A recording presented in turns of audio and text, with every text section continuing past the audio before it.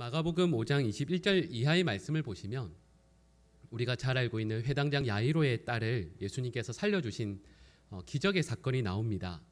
회당장 야이로가 죽어가는 딸을 살리기 위해서 예수님께 엎드리게 되죠.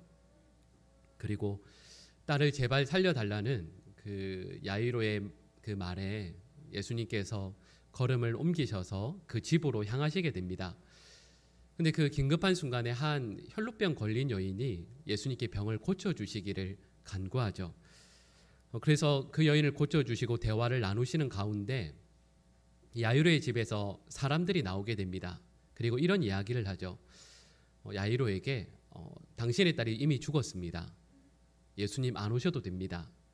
괜히 예수님 오셔서 번거롭게 하지 마시고 이런 일 하지 마시고 예수님은 이제 안 오셔도 됩니다. 이런 말을 하게 되죠. 그럼 그때 마가복음 5장 36절 말씀을 보시면 예수님의 반응이 나옵니다. 우리 마가복음 5장 36절 말씀 같이 한번 읽어볼까요? 같이 읽겠습니다. 예수께서 그 하는 말을 곁에서 들으시고 회당장에게 이르시되 두려워하지 말고 믿기만 하라 하시고 아멘. 그리고 여기 노란색으로 되어 있는 부분을 보니까 이렇게 말씀하죠. 예수님께서 그 하는 말을 곁에서 들으셨다 이렇게 말씀하고 있습니다. 그리고 예수님께서 어떻게 들으셨을까?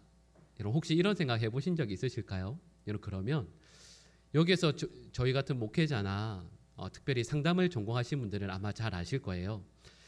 누군가와 만나서 이야기를 나눌 때 그 대화가 유익하기 위해서 상담에서든 대화에서든 가장 필요한 게 무엇이냐면 첫째 원칙이 뭐냐 하면 경청입니다. 그분이 하는 말을 귀담아 잘 듣는 것, 한마디도 흘려듣지 않고 온 마음을 다해서 잘 듣는 것이 꼭 필요하죠. 여러분 그러면 저희가 읽었던 마가복음 5장 36절 말씀에서도요, 예수님께서 그 하는 말을 곁에서 들으시고 라고 하는 이 말씀을 저희가 그려보면 예수님께서 어떤 태도로 들었는지를 짐작할 수가 있습니다. 예수님께서 이 야이로의 집에서 온 사람이 하는 말을 정말 귀 기울여서 잘 듣고 계셨겠구나 우리는 생각하기 쉬운데 실은 그렇지가 않습니다.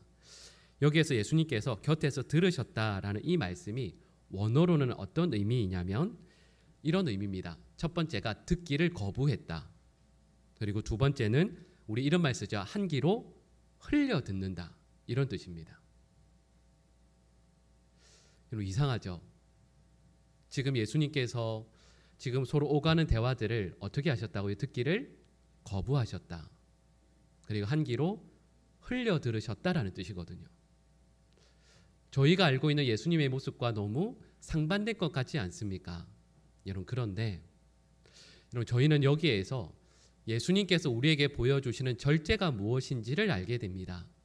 여러분 절제라는 것은 누군가가 나에게 하는 그 모든 말들을 다 귀담아 듣는 것이 아닙니다. 분명히 여러분 경청이라는 것이 참으로 중요한 원칙이지만 경청보다 더 중요한 원칙이 있습니다. 그것은 듣는 것을 가려서 듣는 겁니다. 상대방의 말을 무조건 다 듣는 것이 아니라 그 말들 가운데에서 나의 영혼에 도움이 될 만한 말들, 우리에게 유익한 말들, 그런 것들을 가려 듣는 것이죠. 여러분 그러니까 오늘 본문에서 말씀하고 있는 방금 읽었던 마가복음 5장에서 예수님께서 우리에게 보여주시는 것은 절제란 무엇인가라고 했을 때 그것은 비진리를 무시할 수 있는 용기를 의미합니다. 나에게 들려지는 모든 말들을 진리로 받아들이는 것이 아니라 그 가운데 비진리를 무시할 수 있고 걸러낼 수 있는 것이 실은 절제라 말할 수 있죠. 여러분 그래서 예전에 한참 유행했었던 책이 있습니다. 아마 읽어보셨을지 모르겠는데요. 노라고 말할 수 있는 그리스도인이라는 책이 있습니다. 여러분 이것은 우리가 하나님의 백성 그리스도인으로 산다라는 것은 우리 삶에 하나님의 말씀으로 경계를 잘 세워서 그 경계에 따라서 말씀대로 살아가는 것이 지혜롭다라는 것을 말씀하고 있거든요. 여러분 그러니까 예수님께서는 저희들에게 언어를 통해서 그리고 태도를 통해서도 절제가 무엇인지를 가르쳐 주십니다. 그리고 저희가 성령의 9가지 열매를 계속해서 살펴보고 있습니다. 가장 마지막이 무엇이냐면 절제이죠. 마지막에 있으니까 이게 중요도로 볼 때 아홉 번째구나, 별로 중요하지 않겠구나라고 생각하실 수 있지만 전혀 그렇지가 않습니다. 저희가 지금까지 살펴보았던, 예를 들면 사랑, 희락, 화평, 오래 참음, 이런 실은 그 모든 것들이 성령의 열매로 아름답게 맺어지기 위해서 꼭 필요한 것이 있습니다. 그것은 바로 절제입니다. 절제가 없는 사랑은, 절제가 없는 희락은, 그리고 절제가 없는 오래 참음과 절제가 없는 충성은 실은 성령의 열매라 말할 수가 없습니다. 그 모든 것들이 아름답게 결실을 맺어서 하나님께 영광이 되고 우리 모두에게 유익이 되기 위해서는 실은 앞서 나누었던 8가지의 모든 성령의 열매들의 절제가 그 선을 만들어내야 하는 것이죠. 여러분, 이 말씀을 함께 나누면서 우리 모든 성도들이 아름다운 절제 열매를 맺을 수 있게 되기를 간절히 축복합니다. 오늘 본문 말씀은 실은 저희가 이 아름다운 절제의 열매를 맺기 위해서 꼭 필요한 것이 2가지가 있다라고 말씀하고 있습니다. 그 첫 번째가요, 바로 바른 방향인데요. 오늘 본문 말씀을 보시면 사도 바울이 무엇을 머릿속에 그리고 이 말씀을 하고 있는지를 우리는 짐작할 수가 있습니다. 사도 바울은 오늘 본문 말씀을 이야기하면서 올림픽에서요, 아니면 큰 그 운동 경기에서 달리고 있는 선수를 그 마음속에 그리고 있습니다. 여러분, 생각을 해보시면 운동할 때 육상 선수가, 여러분 그 모습을 한번 생각해 보십시오. 여러분, 육상 선수 중에 뱃살이 나온 분이 있을까요, 없을까요? 전혀 없죠. 모든 운동, 특히 육상 선수들은 온몸에 군살이 하나도 없습니다. 그리고 옷도 치렁치렁 매달고 있는 옷을 입고 있는 분은 한 분도 없죠. 마치 수영복처럼 몸에 딱 달라붙는 그 옷을 입고.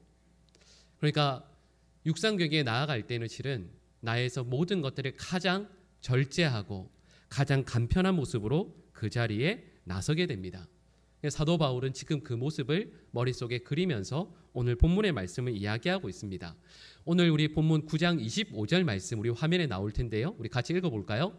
이기기를 다투는 자마다 모든 일에 절제하나니.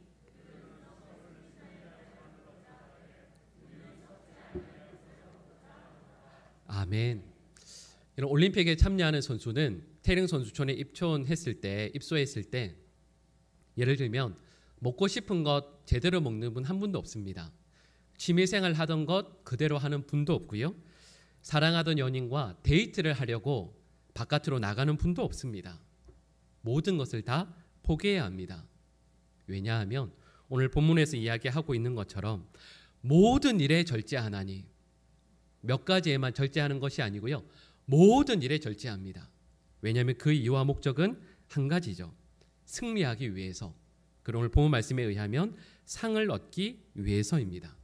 그리고 사도 바울은 이 세상에서 언젠가 썩어져 버릴 그 상을 얻기 위해서도 모든 일에 절제하는데, 영원한 상급을 하나님께서 우리에게 친히 주실 그 칭찬을 받기 위해서라면, 영원한 상을 받기 위해서라면 모든 일에 절제하는 것이 마땅하지 않겠느냐라고 우리에게 말씀하고 있는 것이죠. 여러분, 그런데 이런 절제를 하기 위해서 우리에게 꼭 필요한 것이 있습니다. 오늘 본문 26절 말씀을 보시면 바로 바른 방향이죠. 사도 바울은 이렇게 말씀합니다. 다름질하기를 향방 없는 것 같이 하면 결코 안 된다. 달리되 너에게 가장 중요한 것은 바른 방향을 정하는 것이다. 여러분, 그리고 그 바른 방향이라는 것은 하나님의 나라요, 하나님의 영광이라 말할 수 있지 않겠습니까? 여러분, 그런데 참 많은 그리스도인들이 이 땅에서 그 방향을 바르게 정하고 상급을 위해서 절제하며 살아가는 것보다 이 땅에서 많은 것들을 가지고 또 누리고, 그리고 이 세상에서 어떻게 하면 나의 능력을 더 크게 할 것인가, 실은 여기에만 관심이 있는 경우가 많이 있습니다. 아마 여기 계신 분들 대부분이 부모님들이실 겁니다. 여러분, 부모님들은 대부분 다 자녀를 기르실 때 어떻게 하시죠? 내가 버는 돈의 참 많은 부분들을 자녀 교육을 위해서 다 쓰시지 않습니까? 왜냐하면 자녀에게 영어든 수학이든 예체능이든 열심히 잘 가르쳐서 우리의 자녀들이 내 곁에 있는 누구보다 더 많은 능력을 갖출 수 있도록 하기 위해서 많은 것들을 투자합니다. 그런데 예를 들어 볼까요? 구약 성경에서 가장 능력이 탁월한 분 중에 한 분이 삼손입니다. 삼손 하면 가장 먼저 떠오르는 능력이 뭐죠? 힘이거든요. 그래서 삼손은 여러분 사자를 맨손으로 때려잡습니다. 표정을 보니 사자 몇 마리쯤은 다 사자 혹시 동물원 가서 보셨어요? 사자 머리가 이만합니다. 이제 삼손은 그 사자를 맨손으로 때려서 죽이죠. 여러분 그리고 나귀 턱뼈 하나를 가지고 적군 1000명을 죽일 수 있는 사람이었습니다. 그러니까 인류 역사상 아마도 가장 힘이 세었던 사람이 삼손이 아니겠습니까? 근데 여러분 삼손이 힘만 세었던 것이 아닙니다. 사사기 14장 말씀을 보시면 삼손이 수수께끼를 내어서 적들을 힘들게 하는 이야기가 나옵니다. 근데 그들 가운데 아무도 이 수수께끼를 풀 수 있는 사람이 없었죠. 그러니까 이 말씀은 이 삼손이 힘만 센 사람이 아니라 여러 가지로 지혜와 지식을 갖춘 사람이라는 뜻도 되지 않겠습니까? 거기에다가 삼손은 외국어도 잘합니다. 삼손이 아내가 3명이 있습니다. 근데 그 아내 3명 가운데에서 자기와 같은 민족인 이스라엘 백성은 한 명도 없었습니다. 다 외국인이었죠. 그 말이 어떤 의미일까요? 아내와 함께 살려면 그 외국어도 잘 해야 된다는 뜻이 아니겠습니까? 어떻게 보면 삼손은 구약에 나오는 이 삼손이라는 사람은 참으로 여러 면에서 탁월한 능력을 갖춘 사람이라 말할 수 있습니다. 그런데 그 삼손은 분명히 탁월한 능력을 가져서 내가 원하는 것들이라면 다 가질 수 있었죠. 내가 원하는 여인도 아내로 맞을 수 있는 힘이 있었습니다. 그런데 그 삼손의 결론은 그 인생이 참으로 비참하게 끝나게 되죠. 적들에게 잡혀서 시력을 잃게 되고 적을 위해서 맷돌을 돌리게 됩니다. 그리고 결국에는 죽게 되죠. 분명히 삼손은 큰 능력을, 많은 능력을 가진 사람입니다. 근데 그 능력 때문에 오히려 그 인생이 망하게 되죠. 비유를 하자면 큰 엔진을 가진 차이지만 어떤 언덕이라도 누구보다 빨리 올라갈 수 있는 힘을 가진 사람이었지만 그러나 삶에서 절제하지 못하는 브레이크가 없는 사람처럼 그는 인생이 망하게 됩니다. 여러분 주위를 둘러보시면 그렇죠. 능력이 없어서 사람답게 살지 못하는 분은 실은 거의 없습니다. 오히려 교육을 받지 못한 어른들 가운데에서도 우리 교회 안에서만 봐도요. 사회적으로 보면 많은 교육을 받지 못했다 할지라도 성도들의 존경과 사랑을 받는 참 훌륭하신 분들이 얼마나 많이 계십니까? 근데 보면 학벌이 없어서가 문제가 아니라 절제가 없어서 문제이죠. 술이든 아니면 시간이든 아니면 돈이든 그 무엇에서든 절제하지 못하여서 그 삶이 망가지는 경우가 훨씬 더 많이 있습니다. 그러니까 자녀 교육에서만 보아도요. 자녀가 능력을 많이 갖추게 하는 것도 물론 중요하겠지만 실은 훨씬 더 중요한 것은 우리의 자녀들이 바른 방향으로 하루하루 살아갈 수 있도록 돕는 것이 훨씬 더 중요하다라는 것을 알게 되죠. 그런데 그것이 바로 오늘 본문에서 사도 바울이 말씀하고 있는 절제라는 겁니다. 삶의 목적과 방향을 하나님의 나라, 하나님의 영광, 그것을 위해서 바르게 살아갈 수 있도록 하기 위해 꼭 필요한 절제를 갖추게 되는 것. 그리고 그것이 저희들이 믿음의 삶을 살아갈 때 저희 모든 성도들에게 꼭 필요한 것이라 말씀하고 있는 것이죠. 여러분 저는 우리 모든 성도들이 아름다운 절제 열매를 맺을 수 있게 되기를 간절히 축복합니다. 여러분 그런데 이를 위해서요. 가장 먼저 필요한 것이 있습니다. 우리 삶의 방향을 하나님의 나라를 위해서 정하셔야 합니다. 세상을 향해서 정하게 되면 절제하는 것이 무슨 의미가 있겠습니까? 하나님의 나라를 위해 하나님의 영광을 위해 삶의 방향을 바르게 정하게 될 때에만 우리는 바른 성령의 열매인 절제를 맺을 수 있습니다. 두 번째로 사도 바울이 꼭 필요한 것이요. 말씀하고 있는 것이 두려움입니다. 그리고 사도 바울은 이 믿음의 경주를 하면서 두려워했다라고 말씀하고 있습니다. 왜냐하면 여러분 실은 이건 우리의 고백이기도 하죠. 지금까지 믿음의 경주를 하루하루 달려오는 가운데에서 곁을 바라보면 함께 믿음의 경주를 출발했던 사람들 가운데 이 경주를 포기하여 주님 앞에까지 나아가지 못하는 이들이 우리 곁에 얼마나 많이 있습니까? 영광의 면류관을 위해 이 믿음의 길을 분명히 시작하고 출발했는데 그 상급은 물론이고요. 이 믿음의 길 자체를 포기한 이들이 얼마나 많이 있습니까? 그래서 사도 바울은 이 믿음의 길을 끝까지 달려가기 위해서 나에게 꼭 절제가 필요하다라고 말씀하고 있는 것이죠. 우리 오늘 본문 27절 말씀인데요. 우리 같이 읽어보겠습니다. 내가 내 몸을 쳐 복종하게 함은 두려워함이로다. 아멘. 여러분, 이스라엘 백성들이 애굽에서 400년을 살았습니다. 최소 400년을 살았죠. 어떤 본문에서는 430년이라고 말씀하는데요. 여러분, 그 400년을 살다가 광야로 출발하게 됩니다.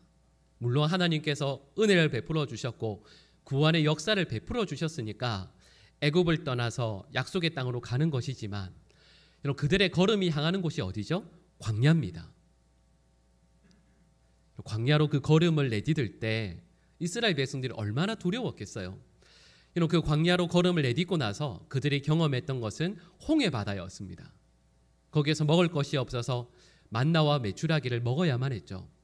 적들과 전쟁까지 했습니다. 고생을 정말 많이 한 것이죠.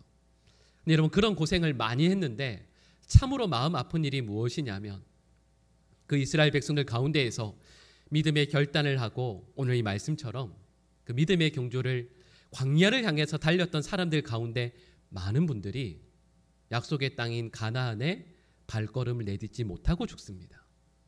고생은 고생대로 했거든요. 말씀드렸던 그런 어려움들을 다 경험했지만 그럼에도 불구하고 그 중간에 죽게 됩니다.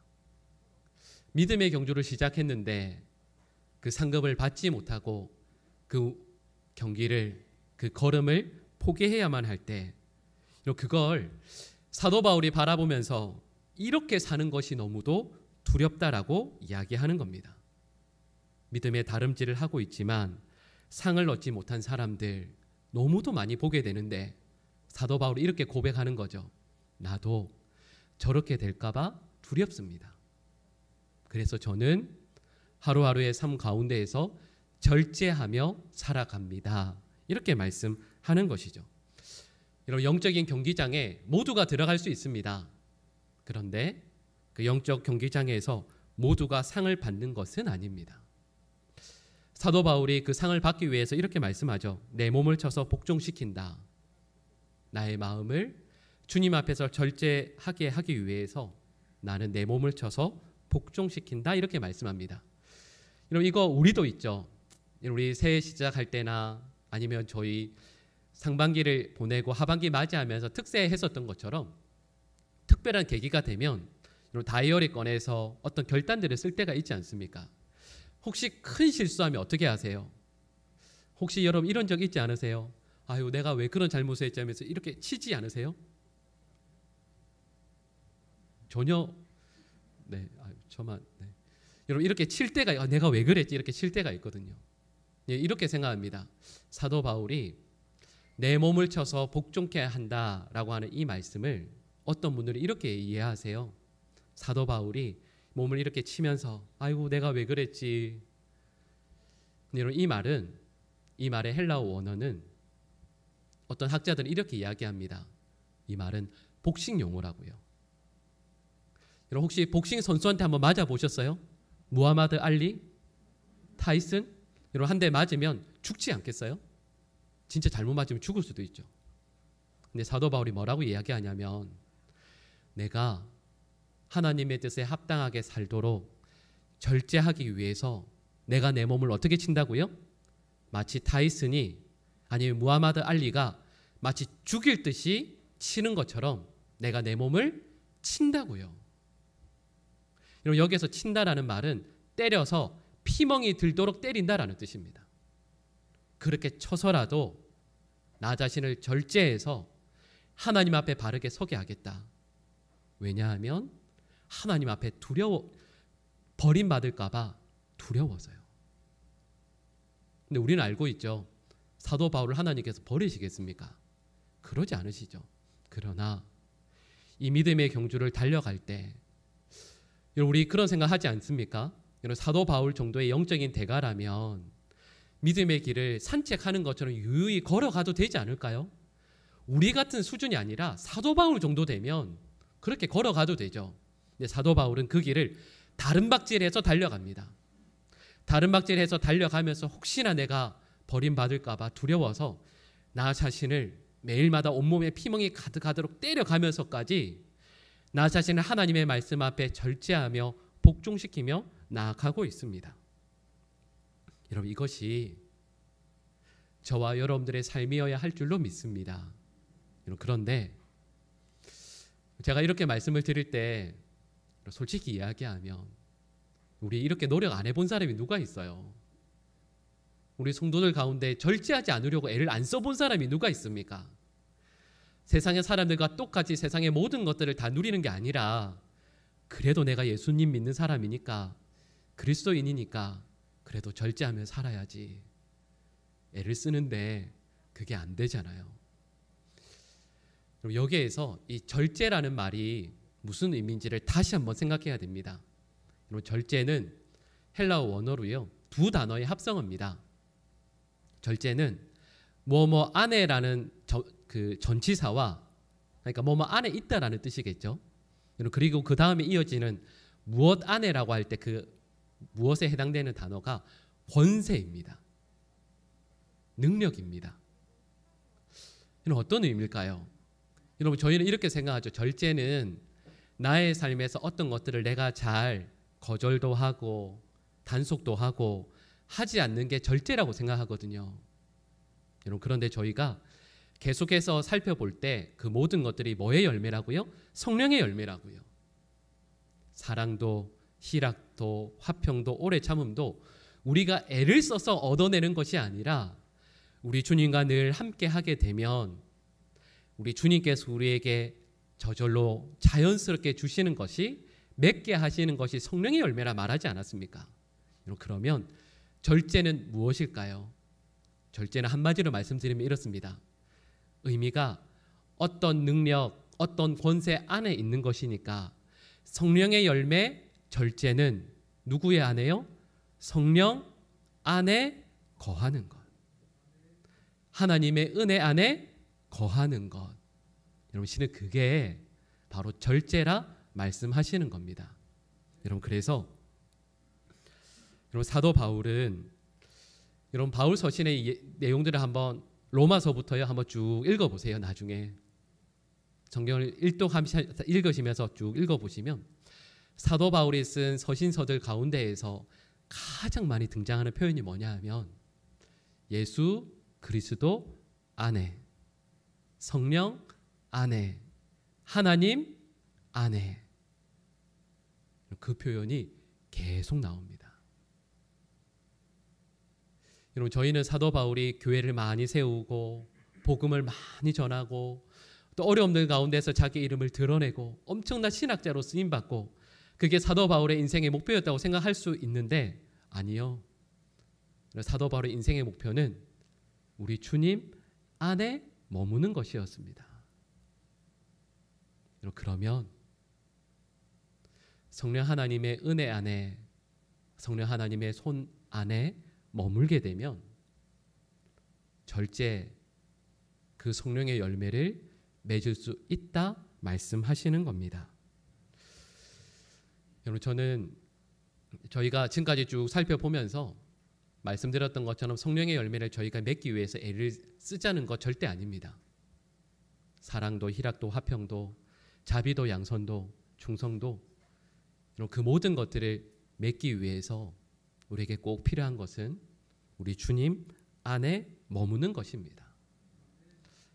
주님 안에 머무는 것이 우리의 소망이 되고 주님에게서 떠나지 않는 것이 우리 삶의 유일한 소원이 될 때 성령 하나님께서 늘 함께 하시기를 간절히 구하는 것이 우리의 기도 제목 1번이 될 때 저희들은 성령의 9가지 열매를 아름답게 맺어낼 수 있습니다. 저희가 지금까지 성령의 열매들을 쭉 살펴보았는데 이 내용들을 정리하면, 마지막으로 정리하면 이렇게 말씀드릴 수 있습니다. 여러분, 신구약 성경 가운데에서 이 성령의 9가지 열매를 가장 아름답게 맺은 분은 당연히 예수님이라 말할 수 있습니다. 그런데 그 예수님께서 이 성령의 9가지의 열매를 한순간에 아름답게 맺으신 순간이 있죠. 그때가 언제냐면 십자가 위에서입니다. 오늘 우리 절제에 대해서 말씀을 살펴보았는데요. 예수님께서 십자가에서도 절제하지 않으셨습니까? 여러분, 십자가에서 매달려 계실 때 밑에서 사람들이 예수님을 모욕하고 침뱉고 내려오라 소리 지를 때 절제력 없는 우리 같으면 어떻게 할까요? 뽑고 내려가지 않을까요? 내려가서 멱살 잡고 한번 싸울 수도 있죠. 실은 신약 성경에 보시면 예수님께서 이렇게 말씀하셨습니다. 내가 12영이 더 되는 천사들을, 천군 천사들을 보내어서 나의 모든 대적들을 쓸어버릴 수 있다는 거 너희가 알고 있지 않느냐. 근데 예수님께서 그러지 않으시죠. 십자가에서 우리를 위해 기꺼이 죽어주십니다. 십자가에서 예수님께서 우리를 향해서 한량없는 사랑을 베풀어 주시고 성령의 9가지 모든 열매들을 아름답게 맺어내시죠. 그래서 저희가 성령의 9가지 열매를 지금까지 쭉 살펴보면서 결론으로 말씀드릴 수 있는 것은 이것입니다. 제가 조금 전에도 절제에 대해서 말씀을 드렸지만 저희가 신앙생활할 때 성령의 9가지 열매를 아름답게 맺을 수 있는 유일한 길은 십자가에서 우리를 위해 죽어주신 예수님을 끝까지 바라보는 데 있습니다. 그 주님을 바라보며 우리의 걸음을 내딛고 세상 바라보고 싶은 유혹, 세상을 향해 달려가고 싶은 유혹이 늘 있어도 거기로, 그곳으로 나아가는 것이 아니라 십자가의 예수 그리스도를 바라보는 것, 그 주님께 나아가는 것, 거기에서 벗어나지 않는 것. 여러분, 그럴 때 저와 여러분들은 반드시 아름다운 성령의 열매들을 맺어낼 수 있을 줄 믿습니다. 우리 모든 성도들이 십자가에 달리신 예수 그리스도, 그분의 사랑과 은혜 가운데 늘 머물며 주님과 늘 함께해서 그분으로 인한 아름다운 성령의 열매들을 이 땅 가운데 맺어내는 하나님의 백성들 될 수 있기를 간절히 축복합니다. 기도하겠습니다. 사랑의 하나님, 성령의 인도하심에 따라 저희들 충성을 다해 최선을 다해 달려갈 수 있도록 도와주시옵소서. 그 가운데 절제하게 하시고 주님께서 우리에게 보여주신 사랑을 베풀며 결코 세상을 향해 나아가지 않고 이 믿음의 길을 끝까지 걸어가는, 그래서 아름다운 성령의 열매들을 맺어내는 하나님의 백성들 되게 하여 주시옵소서.